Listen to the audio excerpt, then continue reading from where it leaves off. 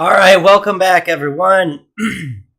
So, one of the other videos I did about Savannah Ape, the Savannah Ape, he made a video response, well, not specifically to me, to multiple people, complaining about the length of my videos. I try to keep them short and I end up missing out bits and pieces of data and information that 2 years after I made the video, somebody comes along and comments on, and I remember, oh yeah, that's why it wasn't an hour long. So I'm going to try and keep this relatively short. So if you look behind me, I will have the first part of video, or this video that he does, playing. And so let's go ahead and take a look. And I really only recorded the parts that I thought were relevant to the argument. And to me, it seems that the real problem here is he keeps on talking about, like, in the realm of hebephilia. And that's a nifty little trick that these people will do. And see, like, there's a big difference between hebephilia and pedophilia. Well, not a big difference. They're both kind of in the same category, but we're talking about the difference between post-pubescent and prepubescent. And when you use an umbrella term like pedophilia to describe something like hebephilia, we're not getting the full context here. We're kind of manipulating, and I feel like that's dangerous because it's misleading. And he says, he makes the proclamations that he's there to defend all maps. So regardless of being a hebephile, pedophile, and there's like 4 categories of these, he defends all of them. But when you're constantly making proclamations towards post-pubescent and then reflecting back on prepubescent, that is misleading as hell. So before I continue any further, let's have a look at his delightful video. Let me scoot over here so you can see it. There are also plenty of people, including the mighty Shu herself, stuck on the more archaic definition of pedophobe. These people are free to walk me through the etymology of the word homophobe. Or does that still mean fear of sameness? Worst of all, of course, is the desire to censor. I'm sometimes amazed we have as much freedom of speech as we do, given the ignorance I'm seeing. Always remember, the purple triangle came first. You can't attack Jews unless you hit sexual deviants first. Can't have government registries of liberals or Muslims unless you start with sex offenders. Tolerating the sexually disgusting is essential for a free society. I'm free speech. Preach, brother. If only everyone loved democracy as much as you. On that subject, here's the most enlightened of those who responded to me. I don't think you should be executed. Okay, because I don't think people should be executed or even censored for sharing their own opinions. And I'll even go one farther. Pedophiles who know that their desires are wrong and are actively seeking out help and forcing themselves to not act on their desires whatsoever, I may still find your desires absolutely disgusting and reprehensible, and I may still think that you should not be allowed anywhere where children are, but I can try to have a little bit of sympathy, and I will say that no, you don't deserve to be jailed or imprisoned. And I think maybe, yeah, you should just be left alone. But unfortunately, the rest of his video did not lack ignorance. Knowledge people can't help what they're attracted to. If your concern for children were more legitimate than your bloodlust, you'd be calling for free therapy for all pedophiles. Or you'd be on board with the kiss a pedo idea. Watch, because, come on, 40 minutes? He said things like, the human species is one of the few species that will have sex for pleasure. But even when we do look at the other species that does have sex for pleasure, they still do not engage in pedophilia. This is something that only exists in the human species. First, this is an appeal to nature fallacy. The kind we all came to know and gag at during the fight for gay acceptance. Second, it's just flat wrong. I recommend the complete works of Jane Goodall for starters. Wonderful woman. She documented not infrequent sexual interaction between adult females and infant males. This was training. Then it would go on to remind people that, since before we invented language. Then it would go on to make it true. Not even using caps lock makes it true. People far below the age of 18 have been giving and refusing consent since before we invented language. Then it would go on to remind people that the modern artificially high age of consent was given to us by the first wave feminist, Josephine Butler, in the same act that criminalized homosexuality. The previous 1,000 generations got along just fine, deciding for themselves when they were ready to do whatever, rather than let feminists decide for them. It would have to be a big button. Now, in response to my no... You'll let me call you whatever I want? Okay, baby fucker. Only... The second valid criticism of my video, the first being its production quality. I absolutely love how you're talking about teenagers. But I know you saw my video. I know you saw these people's age of attraction. You know, as well as I know, most of these people are Every time I say this, you know as well as I know that most of these people are attracted to kids 10 years old, all the way down to 2. So why aren't you bringing up that? Is it because you can't defend it? You think this is easy? I'd like to see you try to defend pedophiles. It's uphill work. I was paid to advocate for MAP acceptance, so I'm doing my best. I don't know a whole lot about legitimate pedophiles, especially pro-contact ones. Like most people, I've met very few, and they didn't explain how it all works to me. I'm just doing what anyone in a position of ignorance should do. I'm giving them the benefit of the doubt. Now, shoot. You stop calling me dirty names like...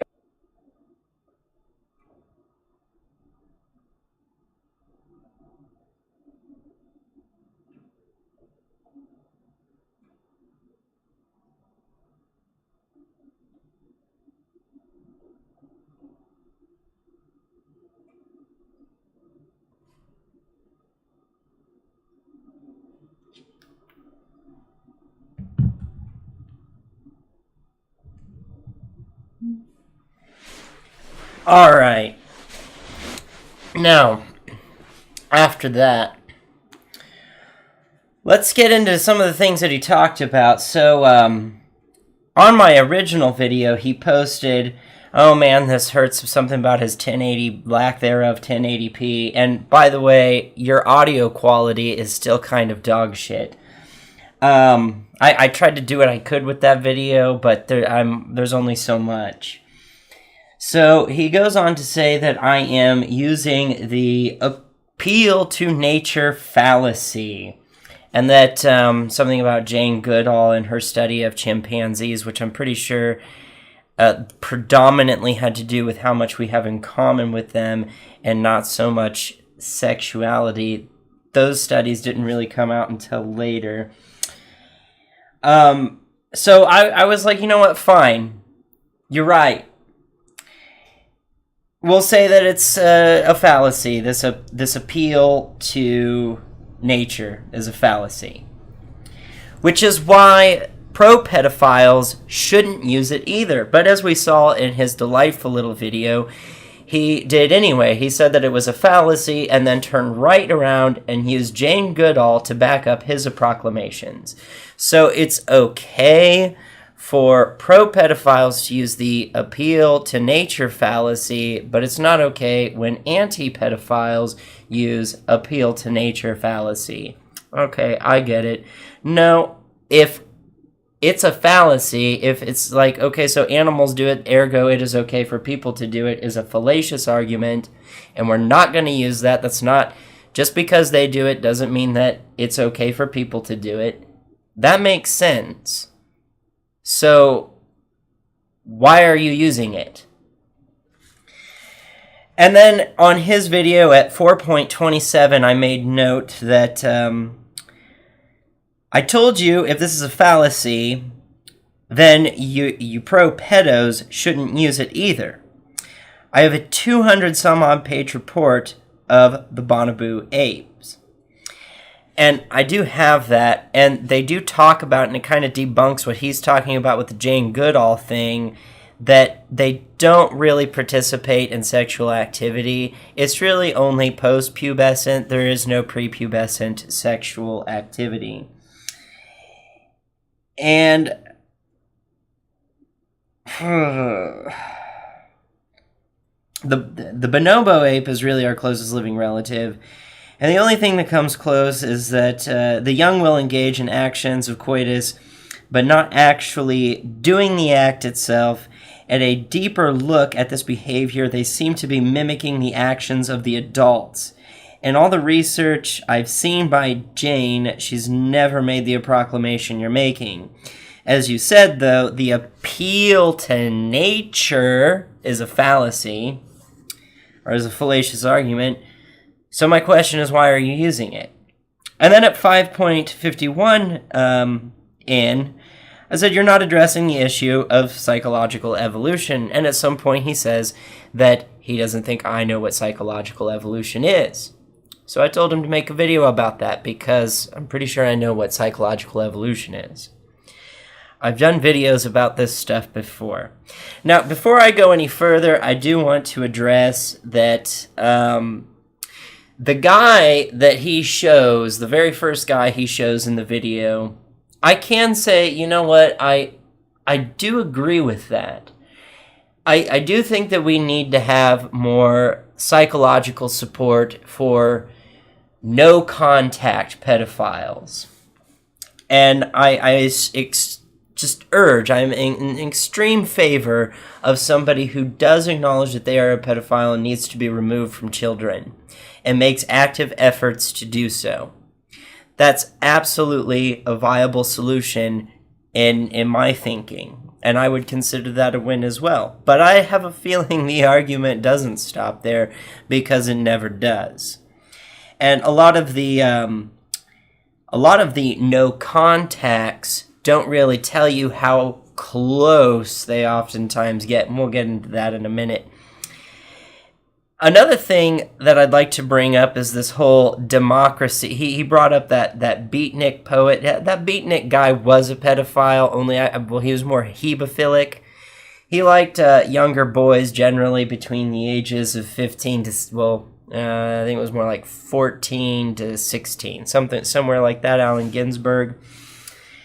And, okay, so we're in a democracy. Yeah, we are in a democracy, and so what we're doing is you've made your assertion, you presented this argument, and unfortunately how the democracy works in this case is that, well, the majority of people want to see you dead. Well, they want to see pedophiles in general depleted, off of the planet, gone. I mean, not fix their brain, but like killed, dead, executed, electric chair, whatever you want to say. I am in like the kind of the second degree with the first person, that I recognize that it is a disorder that needs to be treated, and that just because somebody is a pedophile doesn't mean that they act upon it. I recognize this, and I think that is healthy to do, is to seek out help and not act upon it.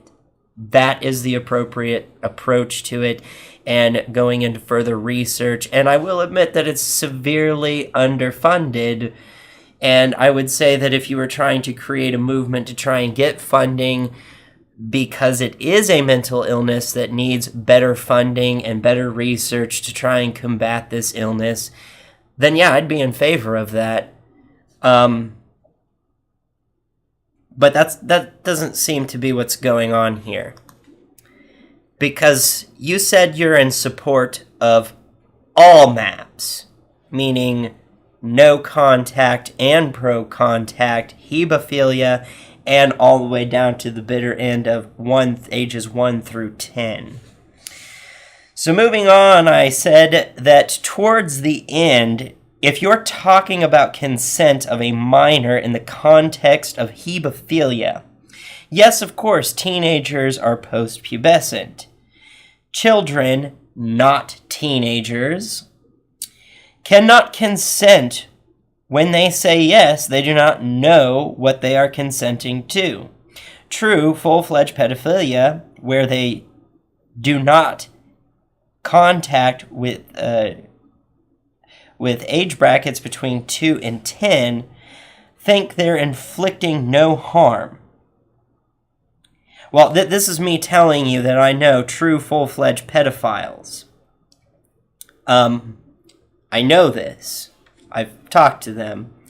They truly believe that contact with a child does no harm. They think they're completely in the right, and they somehow rationalize the emotional and physical damage caused by the child. And we're going to get into the physical damage caused to the children later. There is a particular STD that is common amongst children who have been sexually assaulted by pedophiles. I forget which one it is, but it does affect their health for life. It's quite a bad thing to happen. So, this can be observed in criminal psychology. This was something I found out about because an ex that I had who is currently in prison From there, I got exposed to a plethora of knowledge about behavior from criminologists as well as psychologists. If you are making strides to stay away from children, and yes, I think psychological health care should be accessible to everyone who needs it, including you, then good for you. If you are no contact and remain that way and you seek out help, good for you. Good on you. So then I go in to say evolutionary psychology is in favor that as far as hebephilia is concerned, the teenager, although sexually mature, lacks the emotional and mental maturity to meet the emotional and mental and physical demands of an adult. Also, why do you keep equating pedophilia with hebephilia? This is a very interesting thing that you're doing. You know they are different. I asked him that. And again, he is supporting all maps, all pedophiles of all various kinds, including hebephiles. I said, I think maybe you're trying to find a loophole to normalize it by using examples of hebephilia. You're distorting the reality of the 4 classifications by using only one to describe them all. So you're using the word pedophile instead of hebephile, regardless of the circumstances. You know psychologists and criminologists know about this tactic. And I have an article to read about that as well. And he said, no, you got confused somewhere. I'm depending upon whom I'm defending. He said, no, you got confused somewhere. I'm defending all maps, but one at a time, depending upon whom I'm replying to. With you, for example, I've not yet discussed hebephilia. We can do that next if you like. It would make my job a lot easier. And so my response to him was, sure, go for it. Make a video about hebephilia, and also make a video about evolutionary psychology in children.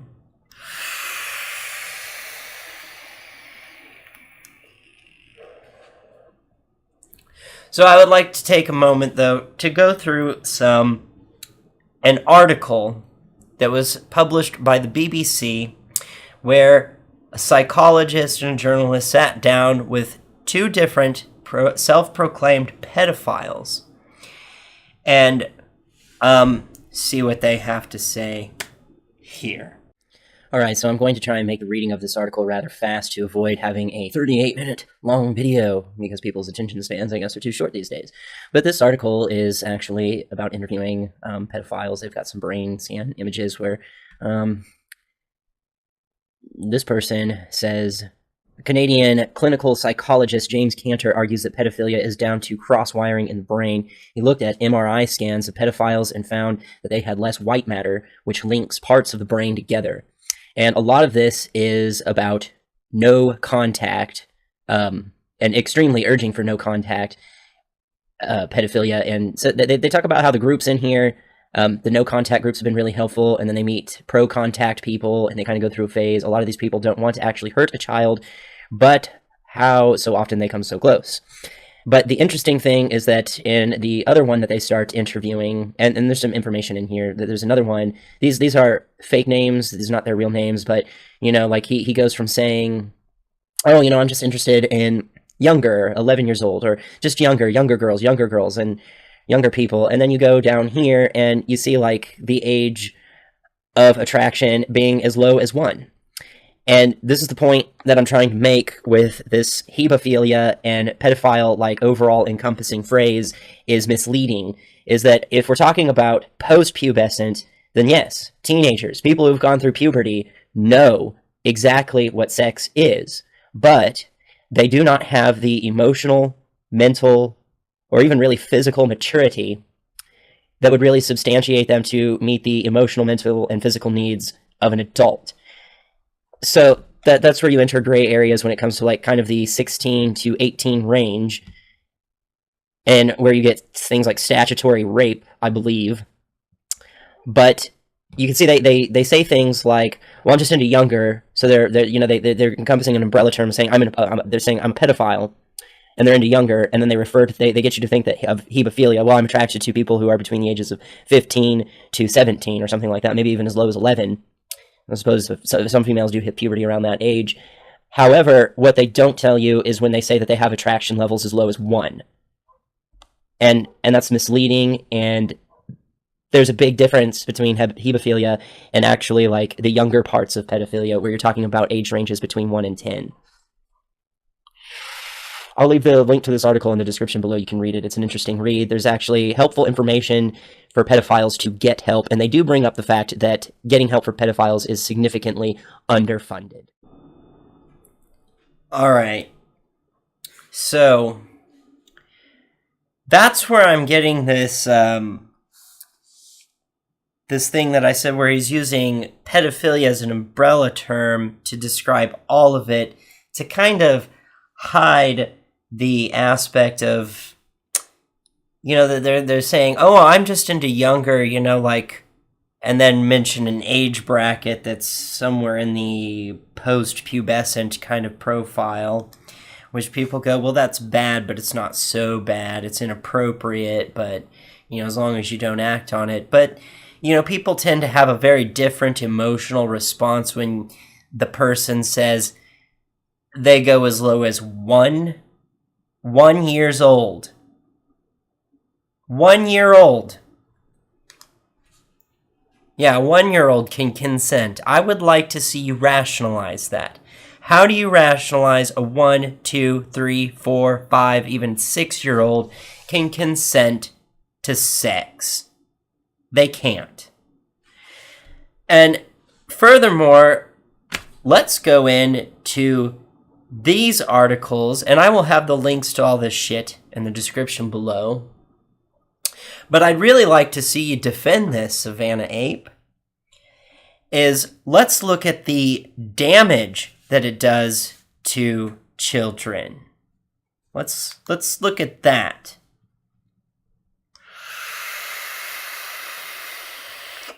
Here we go. Again, I'm going to make this quick so I don't end up with a 40-minute long video. But anyway, this is what groups of children are most vulnerable. This is about death rates from various things in children. So you have like 44.4% younger than 1 to 3 years old, 32.5%.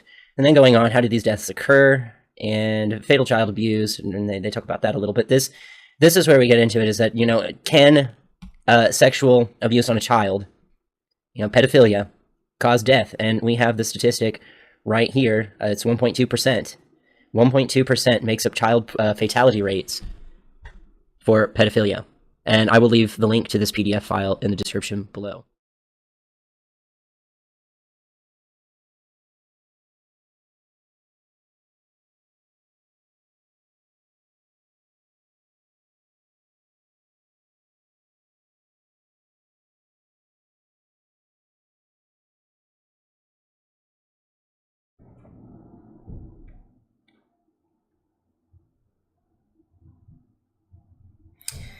All right.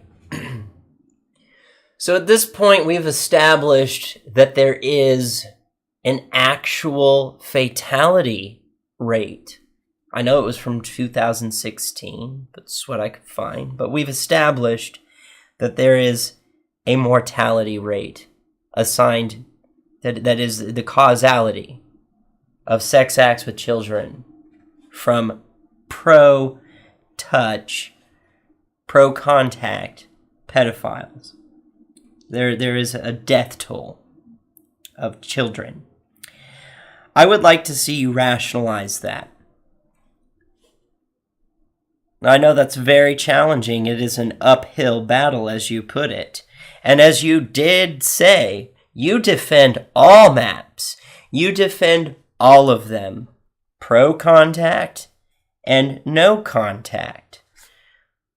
How do you absolutely defend an adult fucking a child, giving them an STD that will ruin their health forever, and actually has a percentage per year of death.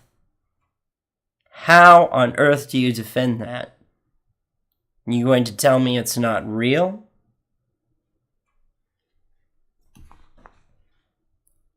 Ball's in your court.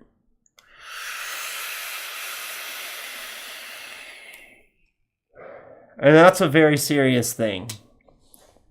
And that's just one thing. The psychological damage that's caused is that's plastered everywhere. I mean, like, anybody can do that, like in the Google search bars. They can look up the negative ramifications of sexual assault or sexual abuse or whatever as a child, and you will find a plethora of psychological illnesses. So, how do you defend that? That's my question to you. How do you defend a pro-contact map that as a result of having sex with a child ended up with that child dying?